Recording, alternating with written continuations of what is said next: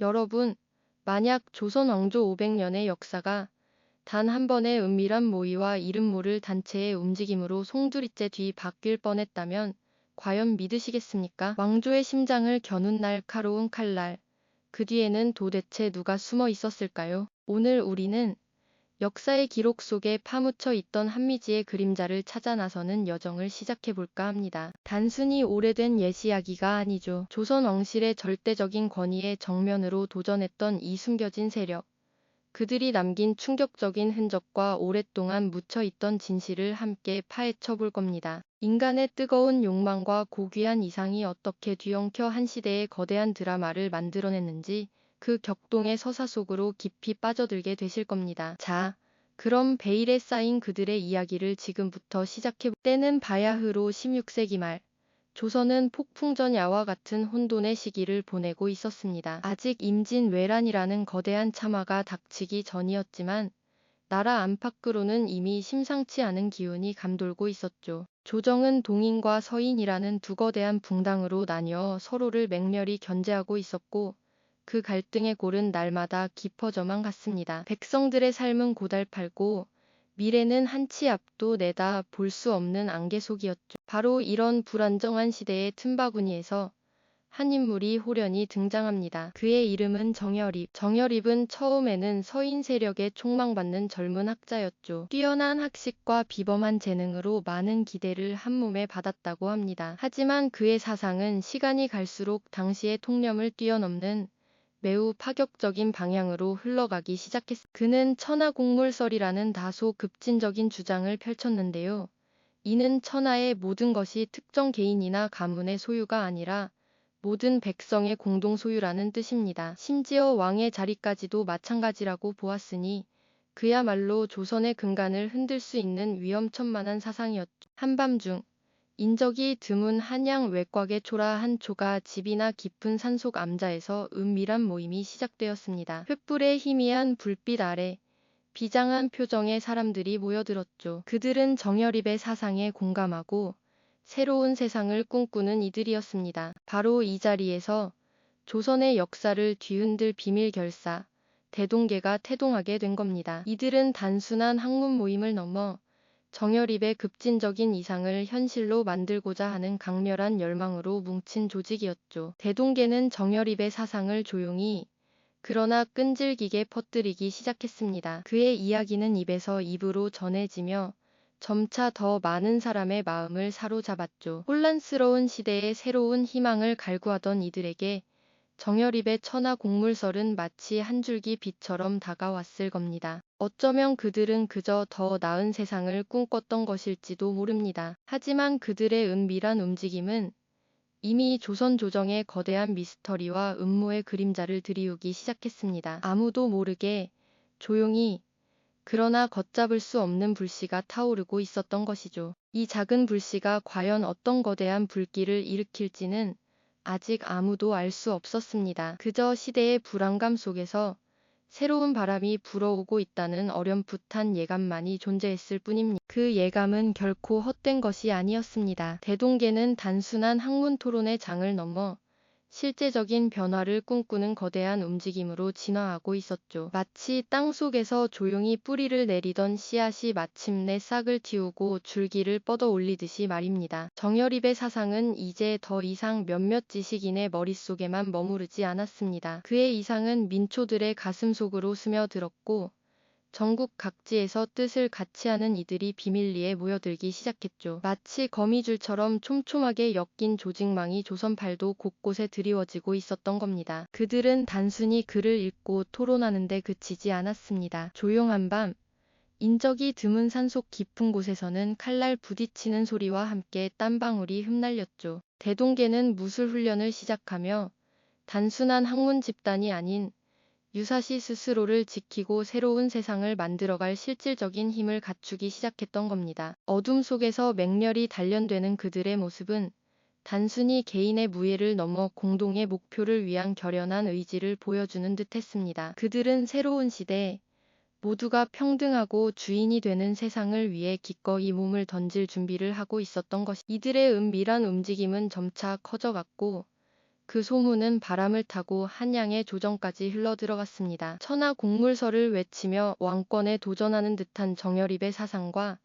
그를 따르는 이들의 조직적인 행동은 선조를 비롯한 조정 대신들에게 커다란 불안감을 안겨주었죠. 마치 고요한 호수에 던져진 돌멩이 하나가 잔잔한 물결을 일으키더니 이내 거대한 파문으로 번져나가듯 말입니다. 왕이 천하의 주인이 아니라 천하는 모든 백성의 것이라는 주장은 당시로서는 상상하기 어려운 급진적인 사상이었으니까요. 특히 서인 세력은 정여립과 대동계의 확장을 심상치 않게 보았습니다. 동인 세력 내부에서도 급진적인 정여립의 노선에 대한 우려가 있었지만 서인에게는 대동계가 자신들의 권력을 위협하는 직접적인 칼날처럼 느껴졌을 겁니다. 그들은 대동계의 일거수일투족을 예의주시하며 그들의 움직임에 제동을 걸 방법을 모색하기 시작했죠. 비밀리에 전달되는 서신들, 인적이 드문 곳에서 오가는 밀담들은 조정의 대신들에게 끊임없이 보고되었을 겁니다. 선조 임금의 마음속에도 의심과 불안의 그림자가 짙게 드리워졌습니다. 신하들과의 논의 자리에서는 정여립의 세력 확장을 두고 격렬한 의견들이 오갔을 테죠. 과연 정여립이 진정으로 영모를 꾀하는 것인가? 아니면 단순한 학문적 주장에 불과한 것인가? 하는 질문들이 오갔겠지만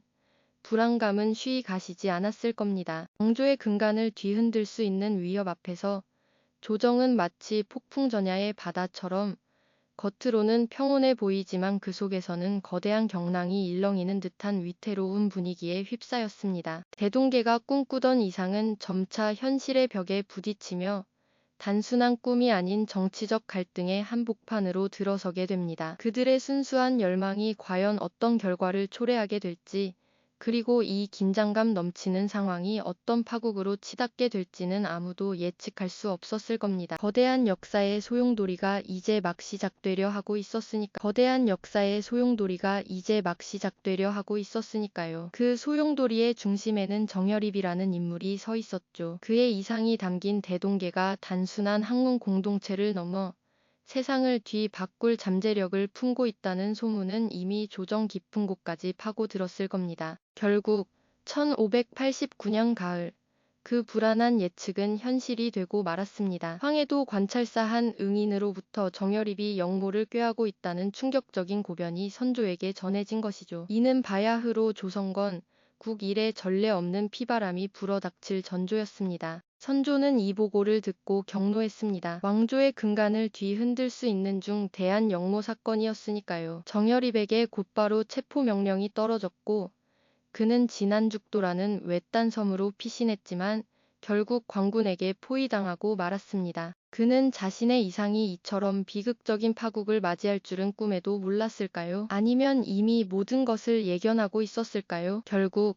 정여립은 그 자리에서 스스로 목숨을 끊는 비극적인 선택을 하고 맙니다. 그의 죽음은 단순한 한 개인의 소멸이 아니었습니다. 대동계가 꿈꾸던 이상, 그리고 그를 따르던 수많은 이들의 희망이 산산조각 나는 순간이었죠. 그러나 정여립의 죽음으로 모든 것이 끝난 것은 아니었습니다. 오히려 그때부터 진짜 공포가 시작된 것이나 다름없었죠. 선조는 이 사건을 단순한 역모로 보지 않았습니다. 왕권을 위협하는 거대한 배후 세력이 있다고 확신했고 그 뿌리를 뽑아내기 위해 무자비한 숙청의 칼날을 휘둘렀습니다. 이른바 기축옥사의 서막이었습니다. 조정은 온통 의심과 불안에 휩싸였고 작은 단서 하나라도 나오면 수많은 사람들이 끌려가 고문을 당했습니다. 정여립과 조금이라도 연관이 있는 자들은 물론 그의 사상에 공감하거나 심지어 그와 인사 정도만 나눴던 이들까지도 영모에 가담했다는 누명을 쓰고 참혹한 죽음을 맞이했습니다. 마치 거대한 그물에 걸려든 물고 기들처럼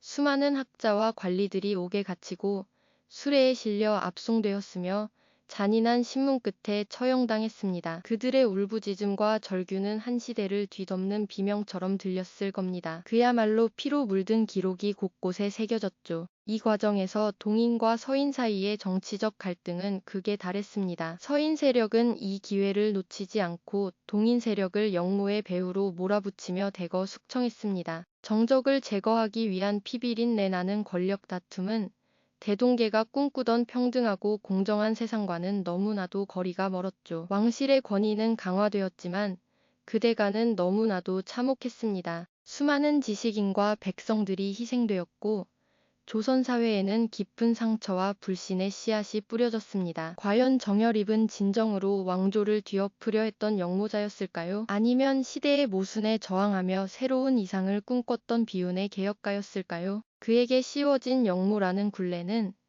어쩌면 당시 권력자들이 자신의 입지를 강화하고 정적을 제거하기 위한 도구로 활용했던 것은 아니었을까요? 대동계가 내세웠던 천하 공물설 같은 진보적인 사상은 당시 기득권층에게는 너무나도 위험한 이념으로 비춰졌을 겁니다. 역사는 승자의 기록이라고들 하지만 때로는 패자의 이야기가 더 깊은 진실을 품고 있습니다. 정열입과 대동계의 비극적인 종말은 단순히 한 차례의 반란 실패로 치부하기엔 너무나도 많은 의문과 안타까움을 남겼습니다. 그들의 순수한 열망이 피비린내 나는 정치적 숙청의 도구로 전락하고 수많은 사람들의 목숨이 무참히 쓰러져간 그 순간은 역사의 가장 잔혹한 페이지 중 하나로 기억될 겁니다. 이상의 꿈꾸던 자들의 비극적 운명은 권력 다툼의 냉혹한 현실 앞에서 얼마나 무력할 수 있는지 여실히 보여주는 거울이었습니다. 이 사건은 단순한 역모를 넘어 비밀 조직의 존재가 조선 사회에 던진 근본적인 질문들을 남겼습니다. 과연 백성들을 위한 진정한 나라는 어떤 모습이어야 하는가? 그리고 그 이상을 향한 움직임은 어디까지 허용될 수 있는가? 이 질문들은 후대에 이르러 밀란의 불씨가 되기도 하고 새로운 사상의 태동을 알리는 계기가 되기도 하면서 조선 사회에 끊임없이 영향을 미치게 됩니다. 그들의 이야기는 이렇게 비극적으로 끝났지만 남겨진 질문들은 오랜 시간 동안 울림을 주었. 그들의 이야기는 이렇게 비극적으로 끝났지만 남겨진 질문들은 오랜 시간 동안 울림을 주었죠. 정열입 모반 사건은 조선 사회의 단순한 파장을 넘어 거대한 균열을 일으켰습니다. 피바람이 거친 자리에는 깊어진 분열의 골만 남았을 뿐이죠. 동인과 서인 사이의 갈등은 이 사건을 기점으로 돌이킬 수 없을 만큼 격화되었고 상대 당파를 제거하기 위한 명분으로 기축옥사의 망령이 끊임없이 소환되는 비극적인 현실이 펼쳐졌습니다. 왕의 권위는 더욱 강화되었지만 그 이면에는 백성에 대한 깊은 불신과 경계심이 자리 잡게 되었죠. 선조 임금은 이 사건을 겪으며 자신의 통치 방식에 큰 변화를 주었습니다. 모든 신하를 의심의 눈초리로 바라보게 되었고 사소한 움직임조차 역모의 그림자로 비춰보는 냉혹한 군주로 변모하게 된 것입니다. 이러한 변화는 이후 조선시대 정치사에서 끊이지 않는 숙청의 고리를 만들었고 수많은 인재들이 정치적 희생양이 되는 아픔을 겪어야만 했습니다. 그야말로 한 번의 폭풍이 지나간 뒤 다시는 이전으로 돌아갈 수 없는 잔혹한 겨울이 찾아온 것과 같았죠. 텅 비어버린 듯한 마을의 적막감, 그리고 오랜 시간이 흘러 이 비극을 기록하는 사관의 붓끝에서도 그날의 참상이 고스란히 느껴지는 듯합니다. 하지만 대동계와 정열입이 남긴 것은 단순히 비극적인 역사적 사실뿐만이 아니었습니다. 그들이 꿈꿨던 천하 공물설과 같은 이상은 억압받던 백성들의 마음속에 새로운 불씨를 지피는 계기가 되기도 했습니다. 비록 당대에는 역모로 규정되어 사라졌지만 그들의 사상은 이후 밀란의 형태로 혹은 새로운 사상의 태동으로 이어지며 조선 사회에 끊임없이 저항의 목소리를 불어넣는 역할을 했죠. 이상을 향한 순수한 열망이 현실의 거대한 벽에 부딪혀 잔혹하게 좌절되는 순간은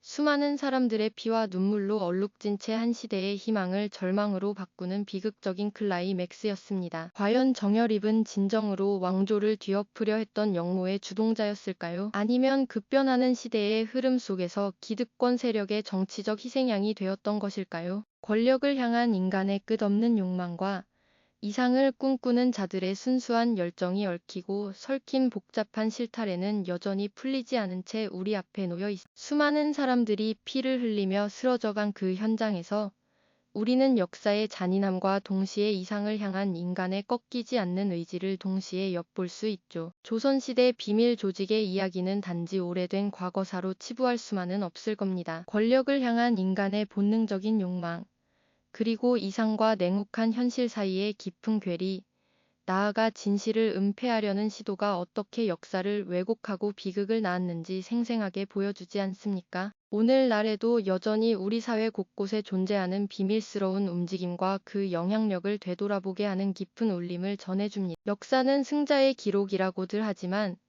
때로는 패자의 이야기가 더 깊은 진실을 품고 있습니다. 과연 정열입과 대동계의 이야기는 단순한 역모였을까요? 아니면 시대를 앞서간 이들의 비극적인 저항이었을까요? 그 질문은 여전히 우리의 몫으로 남아있습니다. 이 영상이 도움이 되셨다면 좋아요와 구독 부탁드립니다. 여러분의 응원이 제게 큰 힘이 됩니다. 다음 영상에서도 더 유용한 정보를 공유하겠습니다. 감사합니다.